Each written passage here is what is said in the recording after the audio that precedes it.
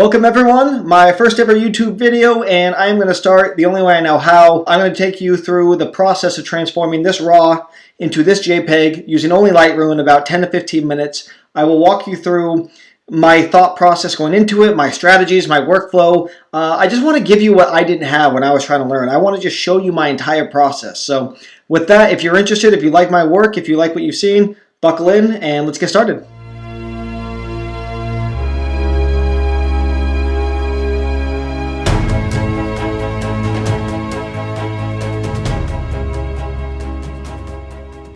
Here we have a beautiful shot from the Oregon coast. This is literally raw. So we are going to edit this one. You can see the exit data up here if you're interested in that. It's already, honestly, a really nice shot in terms of the exposure and everything. I do think we need more brilliance in the sky. I think it's just a bit dull. And I want to bring out some of the drama of the photo. So I'm going to be going for a dreamlike, ethereal sort of drama to this. And that's going to be my workflow process. So usually start by lifting up the shadows a little bit. 50 looks good. And usually would bring down the highlights overall. But honestly, I don't want the highlights brought down on anything down here. I only want to bring them down in the sky. So using a graduated filter and just going to bring that down a bit for now. And also up the contrast. And the first step of my workflow is to sort of get nice even exposure. So holding shift, double clicking the whites, and it will automatically tell me my white point where nothing is going to clip. That's a good place to start. And then I sort of what I call nudge back. If you use the down keys with the slider moused over, you can see that it will just nudge it up 5 and down 5. I would tend to do the same with the blacks. I'll give it a crack. I don't think I'm going to want to bring it down that much. And no, in fact, I think that's just a bit too dark.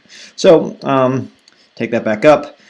And then I usually lift the lights a bit. And at this point, my sky's getting kind of blown out, but everything else looks all right. I'll turn my highlight clipping and my highlight blowout, my shadow clipping on, so I know if I go too far. What these do, if you have them selected and you go too far with it, is you can see it'll show red where you've actually blown out your highlights. So I like to do that, but my first mission is to just get a nice even exposure. I want the bright parts to really pop bright and the dark parts to have detail, but to provide contrast. That's my goal. With my personal style, I like heavy contrast. I don't saturate my colors too much, but they tend to have pretty vibrant colors anyway. So that's going to be the game plan here, and I'm going to move quickly through this because it's not exactly instructional. It's more of my workflow, just to give you guys an idea of what I do.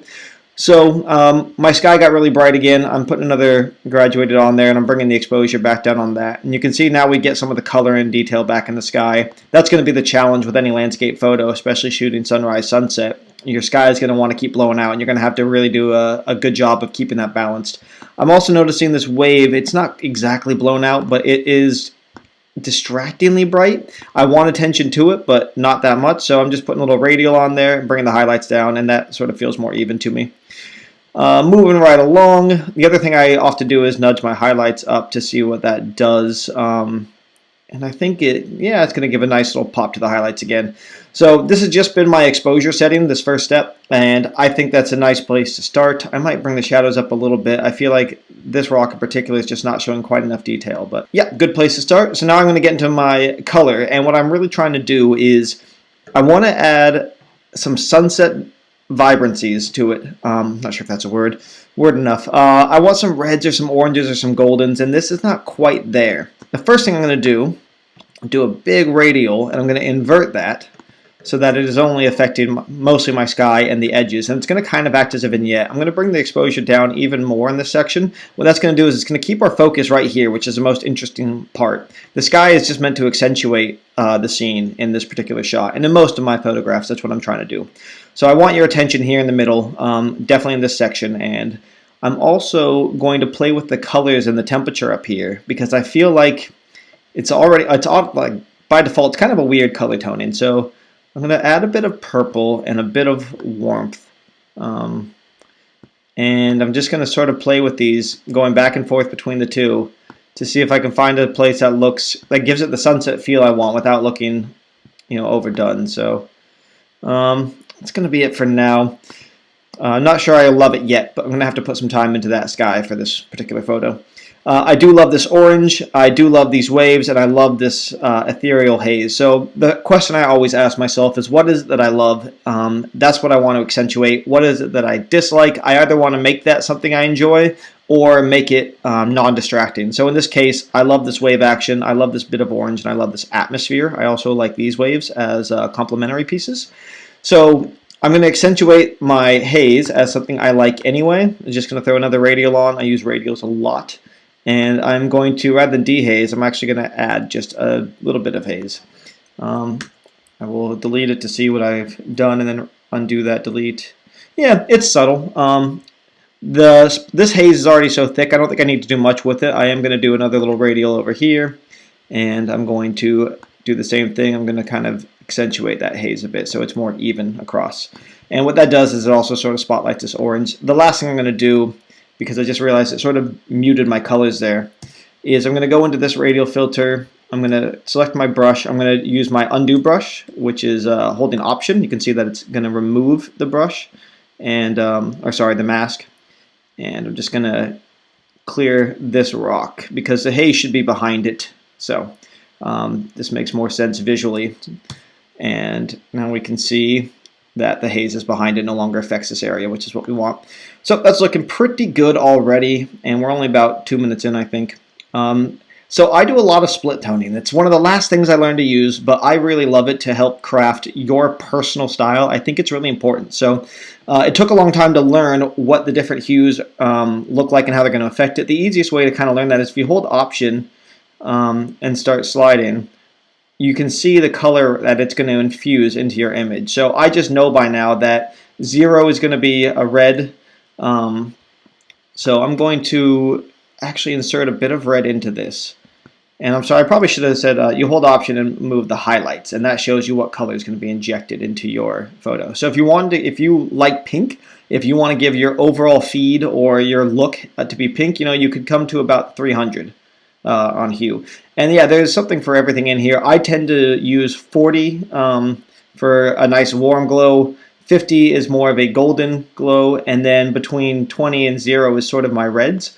So yeah, it's a good way to split tone. I think it's a pretty effective way to just infuse your image with some color. I think that's too close to pink. I want to move it from pink towards reddish orange. And I'm just going to sort of play with this to figure out where I think is too much.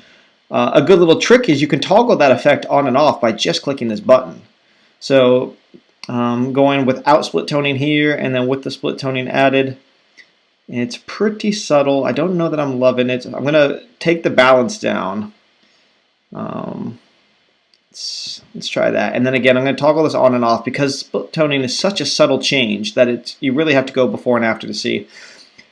I like it with that. I think that works pretty well. Sharpening is pretty easy for me. It defaults to 40 now with the new Lightroom. The one thing I always do is while holding Option, I adjust my masking slider, and that's going to show me what not to affect. I don't want my sky affected. I don't want my haze, the water for the most part affected. So I find that point. I usually find a spot that should have a lot of detail, and I'll sort of lift it from there. 50 is about the most I go, honestly 45 here. And I'm going to bring the radius down most times. It just sort of gives it a bit of crunchiness that I don't love. Honestly, no one's going to notice this if it's only on screen, but if I ever print this photo for somebody, then I do want to get that detail as good as I can. Automatically, I just remove chromatic aberration. I usually don't see any impact, but it doesn't hurt.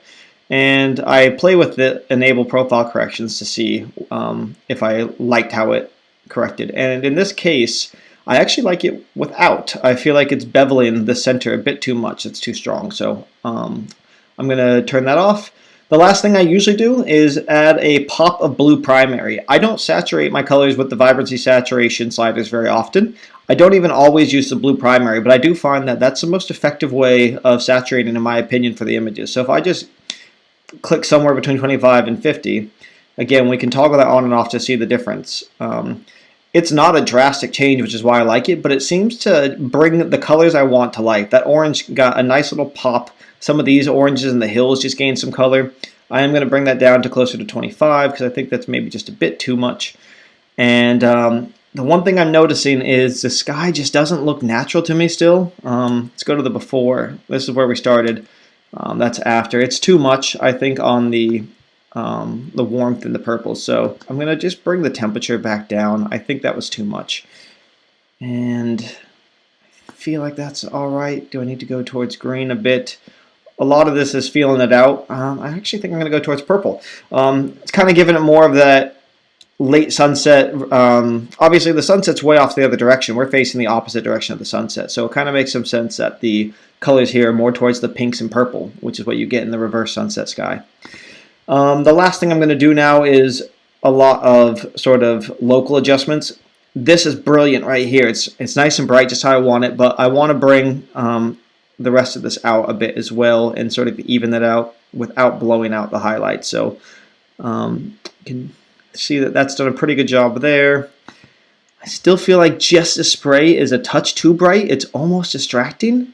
And I'm going to go back to this one and I'm going to cool it because it's nice that it's catching that sunset glow, but the color looks unnatural even though it realistically is. Like, it matches the rocks, it's catching that warm glow, but I'm going to bring that down a bit because I just find it oddly distracting. Little changes. I like this rock. I'm just noticing it for the first time, and that's a shame because I love the light this is catching as well. I love the way that the waves are falling off of it, so I'm going to bring some attention to it. Usually the way I do that is by using a radial filter and just bringing the whites up a bit, and then I'll nudge the blacks down. And that gives it a nice little pop of contrast so we can see before and after. It's not much, but it's enough to bring attention to it, and that's what we're after. We want attention in the places that we enjoy, that are worth looking.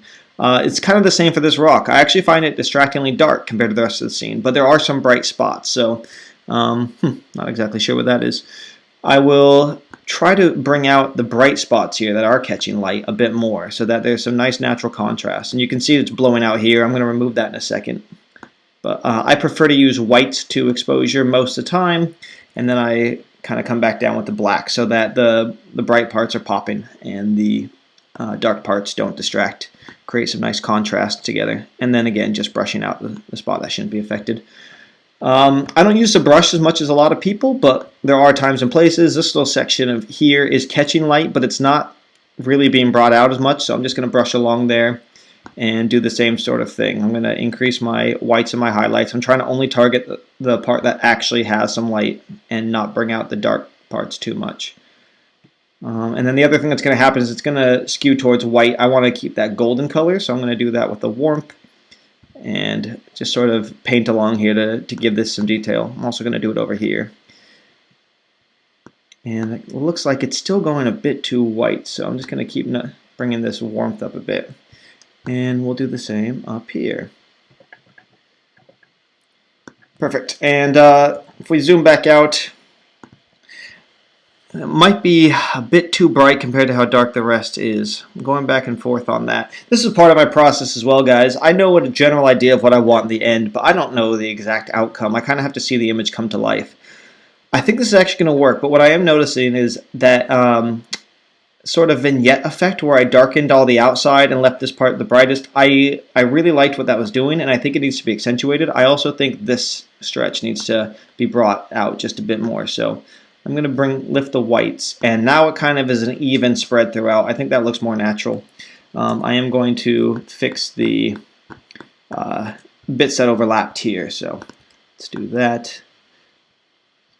Just like we did the last time, we're just going to brush that out of our radial. This is why I love radials. They give a nice feathered feel, looks very natural, and then we can sort of selectively remove the parts that we don't want to affect. So the last thing I think I'm going to do is accentuate this vignette just a little bit more. And what I do with that is another radial, of course, and it's pretty big. I invert it, so it's only going to affect sort of my edges, and I'm going to bring the exposure down more. And in this case, I'm going to take the feathering down just a bit because it's kind of coming into the middle more than I want it to. I really just want the corners dark. I want all of your attention here.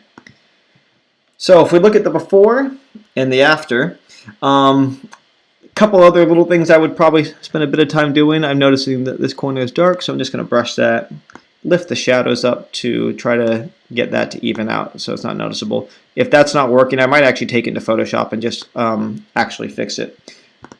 But I will do a quick thing here because I am noticing it, and I'm going to try a couple quick things. I'd rather not take it into Photoshop if I don't have to, just for time's sake. That worked well enough for now. Again, if I was going to print this, I would go and spend the time, and I would make sure that this dark corner is even with the rest of this exposure. Otherwise, I'm really liking it. The mood is nice. It's got drama. Of course, you might edit it differently. I am partially colorblind, so I struggle a bit with that. A lot of the times I'll take these to my girlfriend Sophie, who's very good with color, and she'll help sort of dial in these HSL sliders. I sometimes use these like heavily, and sometimes I don't use them at all. The one thing I play with most times is the blue saturation, because that's going to affect so much of your image you don't even realize it's affecting. So a lot of people find it kind of trendy to desaturate the blues. That allows your other colors to pop, because the blues tend to take over. I like that effect. I don't think it's necessary in this photo. You could spend a lot of time tweaking these color panels and create a completely different image. All power to you. You should experiment with that. You should start to learn what you like. I am going to check the oranges because there's a lot of it. And yeah, I'm just going to lift the luminance, give it that last little pop, because the oranges are what I really like. It's catching that sunlight so well. So that's it for now, guys. And I'm going to wrap up here in a second. I hope you found this tutorial useful. I shouldn't even call it a tutorial. It was really just my workflow. In future videos, I'm going to actually walk you through all these quick things I did, the hotkeys I was using, and why I was doing certain things. But for now, I just wanted to give you an idea of my workflow. So that's it, guys. I hope that was at least fun to watch. I hope it was informative. It wasn't meant to be exactly an instructional video. It's meant to just sort of show my process, and you can take bits of things that you like about my style and you can add it to your style. That's what we all do. We take a piece of what we like about what this guy does, and a bit of what this girl does, and a bit of what that person does, and we mash it all together, and we form a style we love. So ask me questions if you have them. Take what you want from this, and the next couple of videos I'm going to try to actually get into more technical elements. You know, this was just a workflow, and I might do a few more of those if this was helpful, but I also think it's important to actually learn Lightroom, and there's tons of tools I didn't have to use for this photo, but that I might use in the future. So subscribe to this channel if you like it. I know there's only like one video here so far, but that's not gonna last long. It's gonna change quick. So yeah, guys, leave some comments, and I'll catch you on the next one.